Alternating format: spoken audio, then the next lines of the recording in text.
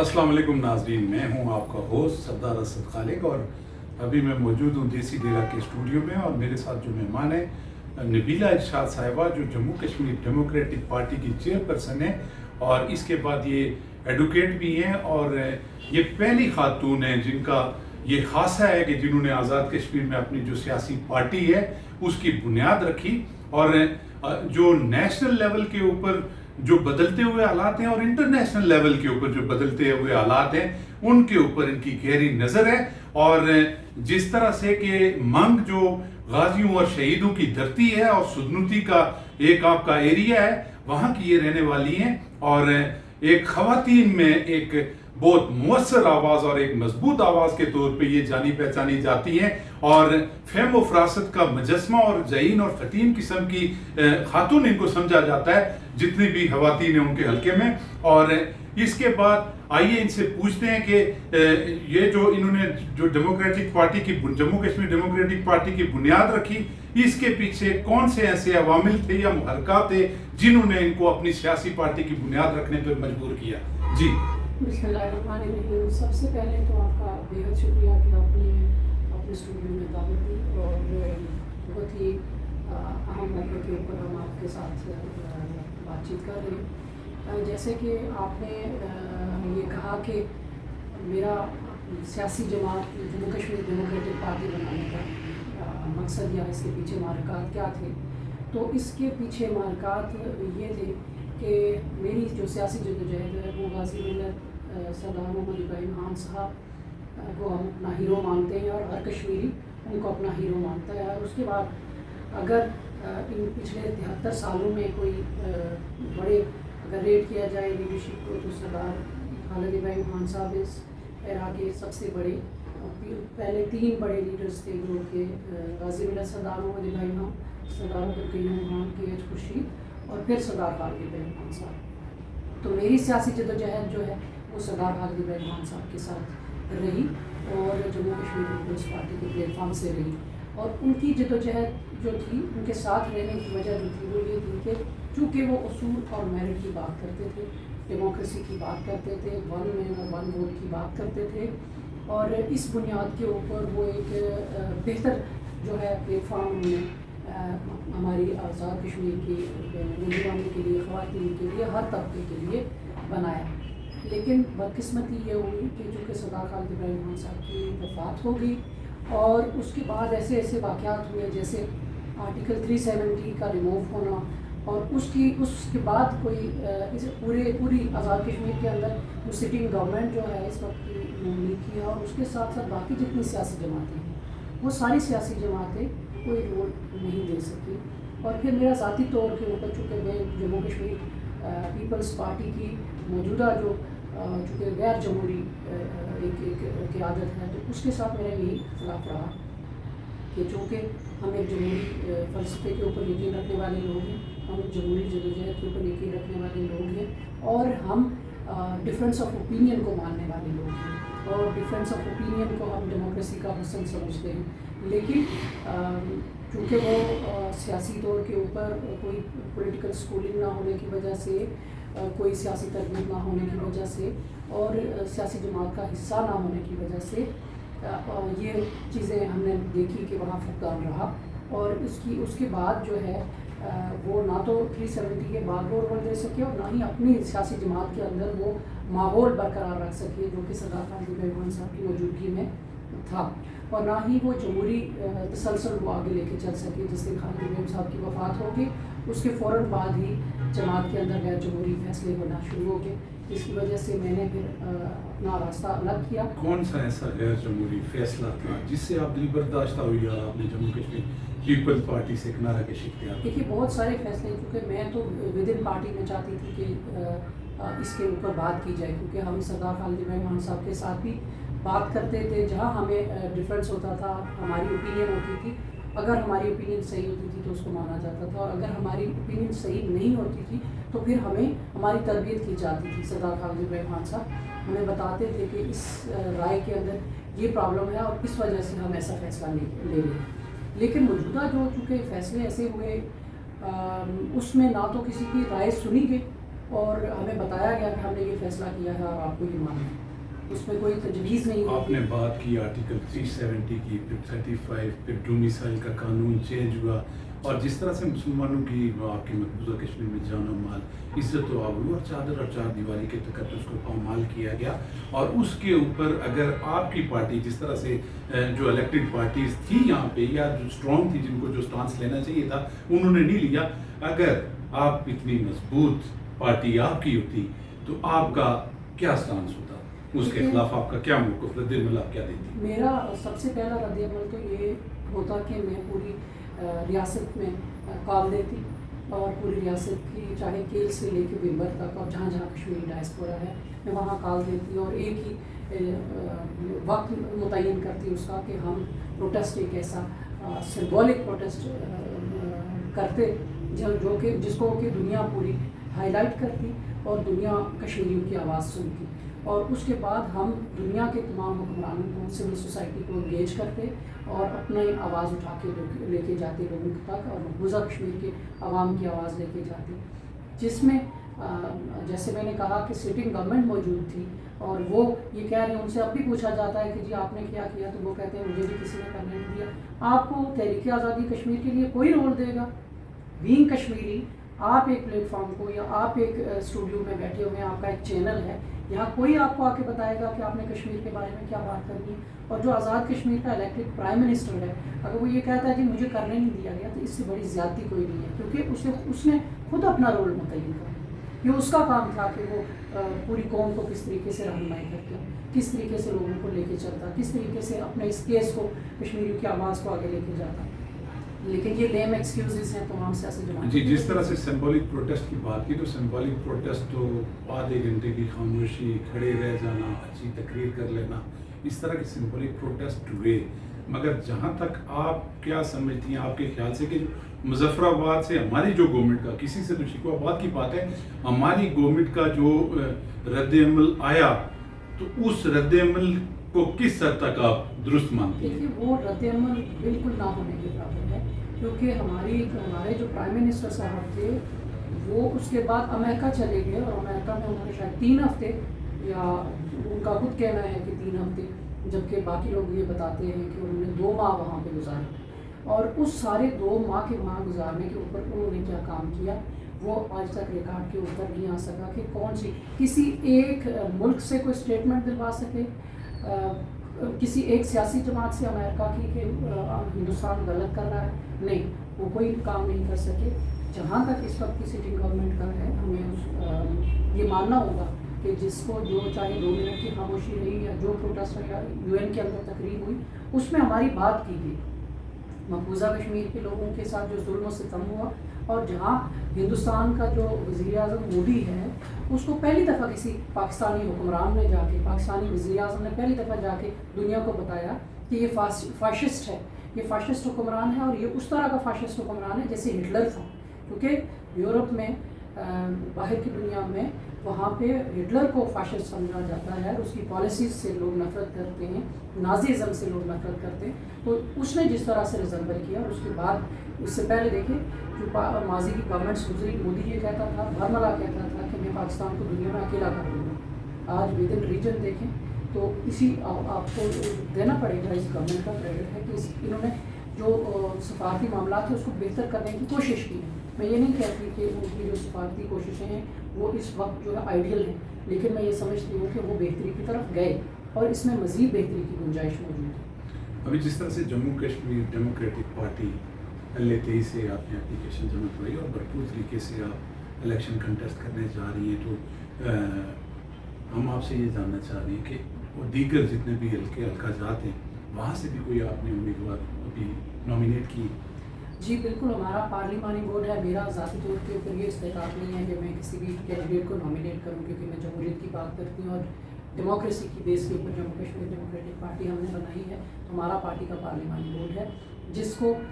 اس وقت تک 15 سے زائد حلقوں کی جو اپلیکیشنس ہیں وہ ریسیو ہو چکی ہیں، اور مزید اپلیکیشنز آنے کا سلسلہ جو ہے وہ جاری ہے. اور انشاءاللہ جیسے ہی الیکشن شیڈیول اناؤنس ہوتا ہے، ہم اپنے کینڈیڈیٹس جو ہمارا پارلیمانی بورڈ ہے اس کو اناؤنس کرے گا، اور ہم بھرپور طریقے سے اپنا سیاسی کردار ادا کریں گے. الیکشن اگر آپ جیت جاتی ہیں یا آپ کی پارٹی کا کوئی بھی الیکشن جیت جاتا ہے تو آپ کی پارٹی کا سٹانس کیا ہوگا, آپ کی بنیادی ترجیحات کیا ہوں گی؟ دیکھیے سب سے پہلی تو میری بنیادی ترجیح یہ ہوگی کہ میری ریاست کی جو انٹیگریٹی ہے میں اس کو بحال کرنے کی کوشش کروں گی. میرے لیے بہت ہی تکلیف کا باعث ہے اس وقت جتنی بڑی سیاسی جماعتیں ہیں اس وقت آپ دیکھیں کہ آپ اندازہ کر لیجئے کہ ٹکٹ جو تقسیم ہوئے ان سیاسی جماعتوں کے اس کے اندر کس طریقے سے پامال کیا گیا, ریاستی تشخص کو پامال کیا گیا اور کن بنیادوں کے اوپر لے دے کی بنیاد کے اوپر ٹکٹس ایشو ہوئے اور جو نظریاتی لوگ تھے ان کو اگنور کیا گیا اور پھر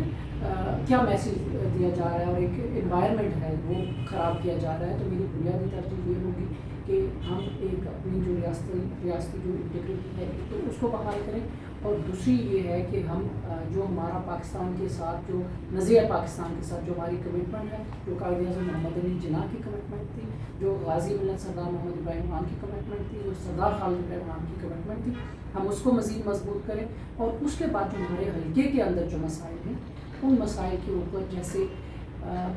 ہمارے حلقے کے جو سٹنگ ایم ایل اے صاحب ہیں یہ پچھلے کئی 3-4 ٹینیور انہوں نے بطور ایم ایل اے اور سینئر وزارتیں ان کے پاس رہی, لیکن ہمارے حلقے کی جو صورت حال ہے وہاں کی روڈز آپ کے سامنے ہیں, وہاں کا انفراسٹرکچر آپ کے سامنے ہے, وہاں کے اسکولز ایجوکیشن کا سسٹم آپ کے سامنے ہے, وہاں کے لوگوں کو آج بھی وہ پانی کے مسائل کا سامنا ہے, روڈز ٹھیک نہیں, بجلی نہیں, ایجوکیشن نہیں, امپلائمنٹ نہیں, ہیلتھ نہیں. تو یہ ساری کی ساری چیزیں جو ہیں ہم کوشش یہ کریں گے کہ ہم اداروں کو مضبوط کر کے بلدیاتی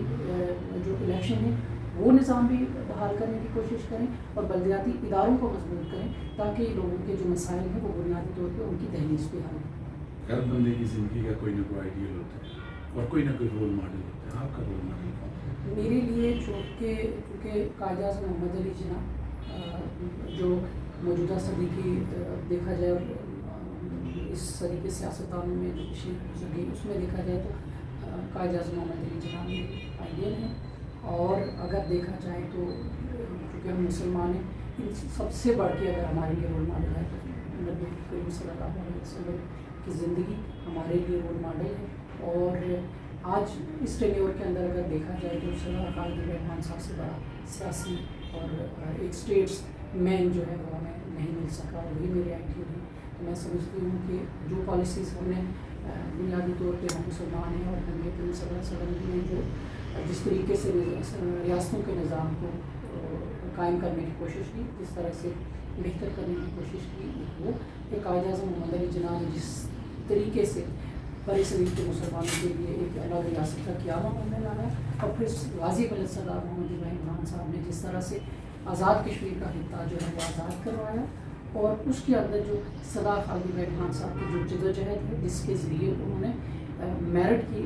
جو بالادستی کے لیے رول آف لا کے لیے جو قربانیاں دی وہ ہمارے لیے ہم چاہیں گے کہ ہم ان کو اپنا مشن راہ بنیں اور ہم ریاست کے نوجوانوں کو چاہے وہ خواتین ہیں, میل ہیں, جو بھی ہم ان تمام جو لوگ ہیں ان کو ساتھ لے کے چلے اور ان کے لیے انہیں لائنس کے آگے بڑھنے کی کوشش کریں. اچھا, جس طرح سے ہر بندے کی زندگی کی میں کچھ پرسنل کمٹمنٹس ہوتی ہیں, فیملی کی کمٹمنٹس ہوتی ہیں, اور اس طرح سے خاص کر کے ہمارے معاشرے میں ایک خاتون کا, ایک لڑکی کا, ایک عورت کا اس طرح سے آنا اپنی پارٹی, اور یہ ہے کہ آپ کی ازدواجی زندگی بھی ہے اور اس کے علاوہ آپ کی فیملی کی طرف بھی بہت ساری کمٹمنٹس ہیں, تو کون سے ایسے مسائل ہیں جن کا آپ کو سامنا کرنا پڑتا ہے؟ اور گھر کی طرف سے مطلب گھر جب آپ نے یہ سیاست میں آنے کا فیصلہ کیا تو سب سے زیادہ کس نے آپ کو سپورٹ کیا؟ دیکھیے مجھے گھر سے چونکہ ساری میری فیملی, میرے والد صاحب کو چونکہ سیاسی آدمی تھے اور اس سے پہلے میرے پردادا دادا جو ہے وہ اسی عمل کا حصہ رہے کسی نہ کسی لیول کے اوپر, تو وہ ایک ماحول ہمارا تو شروع دل سے رہا, گھر کا ماحول ایسا ہی رہا. اور میرے والد صاحب نے مجھے بہت انکریج کیا اور پھر میرے بھائی ہیں انہوں نے مجھے بہت انکریج کیا, اور اب بھی میرے جو بڑے بھائی ہیں سردار ماجد صاحب وہ میرے ساتھ چلتے ہیں. میری باقی ساری کی ساری فیملی جو ہے میرے لیے سپورٹیو ہے, وہ اس میں کوئی ایسی چیز نہیں ہے کہ وہ کہیں میرے لیے رکاوٹ کا باعث بنے. اور بینگ فیمیل میرے لیے जो हार्डल्स या जिन मुश्किलात का आप कह रहे हैं, क्योंकि हमारा जो एरिया है वो बहुत टफ एरिया है और वहाँ पे ऐसा डिसीजन लेना लोगों के लिए बड़ी अचंभे की बात तो थी, लेकिन मेरे लिए मुझे बहुत ऑनर मिला, मुझे बहुत रिस्पेक्ट मिली, मुझे किसी ने भी फीमेल ऐसा ट्रीट नहीं किया कि मैं फीमेल हूँ इसलिए जो है मेरे साथ किसी तरह की कोई मेरे साथ कोई ज़्यादती है, ऐसा बिल्कुल भी नहीं रहा। बल्कि मैं अक्सर जब के ऊपर जिक्र करती हूँ, जब आपका इख्तलाफ या होता है तो वो इस बुनियाद के ऊपर होता है कि अगर आप अच्छा काम कर रहे हैं या अच्छा काम नहीं कर रहे हैं। अगर आप अच्छा काम कर रहे हैं तो फिर आपके जो है राइवल्स होंगे जो कि चाहेंगे कि आपकी जो काम है उसकी बुनियाद के ऊपर आपकी लेग पुलिंग की जाए, तो वो चाहे मेल है या फीमेल है, वो किसी के साथ भी हो सकता है। प्रोफेशनल जिसको आप कह सकते हैं कि जेलसी है या लेग पुलिंग है या जिस तरीके से भी आप उसको डिफ़ाइन करेंगे, तो हर किसी के साथ हो सकती है। आपके साथ भी बाकी जो मेल है या फीमेल है, जिस भी प्रोफेशन के अंदर जो लोग काम कर रहे हैं उनके साथ रहता है। लेकिन ये चीज़ें ऐसी नहीं हैं कि इनसे घबरा के आप अपना काम काज छोड़ दें, अपना सारा जो अपनी सोच है जो है उसको बदल दें, ऐसा नहीं है। अगर आपकी सोच बेहतर है, चाहे आप मेल हैं या फीमेल हैं, आप उसको माशरे की बेहतरी के लिए ज़रूर उसको यूटिलाइज़ करें, उसको लेके आएँ, उस विज़न को जो है वो आगे ट्रांसफ़र करने की कोशिश करें। तो यही मेरी कोशिश है और यही मैं समझती हूँ कि आगे हमारे लोगों के लिए, हमारे नेशन के लिए, हमारे स्टेट के लिए बेहतरी का सबब भी बनेगी। मौजूदा हालात के तनाजुर में तहरीक आज़ादी कश्मीर और मसला कश्मीर को किस तरफ जाता देख रही है? तहरीक आज़ादी कश्मीर चूँकि आज़ादी की एक तहरीक है और आज़ादी की तहरीकों में अप्स एंड डाउन्स आते हैं। मैं समझती हूँ कि इस वक्त जो हमारी तहरीक आज़ादी कश्मीर है वो बहुत पीक के ऊपर है और इस वक्त एक ऐसी लीडरशिप की ज़रूरत है जो इस वक्त को और हालात को मद्देनज़र रखते हुए ऐसे बेहतरीन हिकमत अमली अपनाएं, ऐसे बड़े फैसले करें कि आप जल्दी से जल्दी जो तकमील पाकिस्तान और तहरीक आज़ादी कश्मीर की जो हमारा दीनी ख्वाब है वो पूरा हो सके। वो तभी मुमकिन हो सकेगा कि एक विजनरी आपके पास क़यादत हो, उसके पास कोई स्ट्रेटजी हो, वो इस सारे इन हालात को चैनलाइज करके अपने दीना जो मकसद है उसको हासिल करने में कामयाब हो। अच्छा, आप आखिर में क्या पैगाम देना चाहेंगी अपने देखने वालों को, ख़ास करके जो ख़वातीन हैं उनके लिए आपका क्या मैसेज है? मेरा पैगाम सबके लिए है और पैगाम ये है कि चूँकि हमारे आमदा इलेक्शन है और जो इलेक्शन के अंदर हमारी जो प्रैक्टिस है वो देखने में यही रही है। मैं कल भी देख रही थी, किसी ने ये लिखा कि मैंने एक पोस्ट लिखी तो उस पर किसी ने ये कमेंट किया कि आप लोग इलेक्शन के दिनों में सिर्फ ये बातें करते हैं। तो जब ये कमेंट उसके ऊपर आया तो मुझे ये चीज़ इसके ऊपर मैं हमारा चूँकि फील्ड वर्क है, हम जानते हैं, लोग भी हमारे लोगों का भी रवैया ये है कि वो वोट दे देते हैं और पूरे 5 साल सो जाते हैं। वो अपने इलेक्टेड नुमाइंदों से नहीं पूछते कि आप क्या काम कर रहे हैं। तो मैं समझती हूँ कि एक तो ये है कि माजी की परफॉर्मेंस को सामने रखते हुए अपने वोट का सही इस्तेमाल करें और दूसरा ये कि अपनी जो लोकल आपके मसाइल हैं उनके बारे में जितने लोकल लोग हैं उनको अलर्ट रहने की ज़रूरत है। वो अपने मसाइल का तयन करके अपने इलेक्टेड नुमाइंदे तक पहुँचाते रहें वक्तन फ़वक्तन और उसे चैन की नींद ना सोने दें जब तक कि उनके मसाइल हल नहीं होते। और उसी बुनियाद के ऊपर जो है आप आइंदा के फैसले भी करें और आइंदा जो आपकी जो स्ट्रेटजी है वो जब आप सियासतदानों के ऊपर तनकीद करते हैं तो फिर आपको अपने गिरबानों में भी जानना चाहिए और अपनी, क्योंकि सियासतदान चंद एक लोग होते हैं और जो लोग हैं जो हल्के के अवाम या पूरी रियासत के जो लोग हैं वो एक बड़ी तादाद, वो जब कोई फ़ैसला करेंगे तो उसका इम्पैक्ट आएगा और जो अगर आपने गलत फ़ैसला कर लिया तो फिर वो उसका अजाला जो है वो आने वाले वक्त में हमें करना है। और अगर आप सियासत में ना होती तो आप क्या होती? तो फिर मैं वकील हूँ, अच्छी वकील होती। ठीक हो गया। ये थी जी नबीला इरशाद साहिबा जिनकी गुफ्तगू आपने सुनी और यकीनन ये इनका बुनियादी हक है और इस तरह के लोग जो पढ़े लिखे लोग हैं और जो नौजवान क़यादत है वो वक्त की अहम ज़रूरत है और इस तरह के लोग ही जो है वो आवाम का दर्द लेके और जो हुब्बुल वतनी के जज्बे से सरशार हैं, इन ऐसे लोगों के अगर हाथ में इस मुल्क की बागडोर होगी تو ڈیفینیٹلی ہمارے جو ملک کا مستقبل ہمیں نظر آ رہا ہے وہ درخشاں اور تابناک نظر آ رہا ہے. چونکہ ابھی میرے پروگرام کا وقت ختم ہوا جاتا ہے تو اب تک کے لیے اپنے میزبان سردار اسد خالق کو اجازت دیجیے. اللہ نگہبان.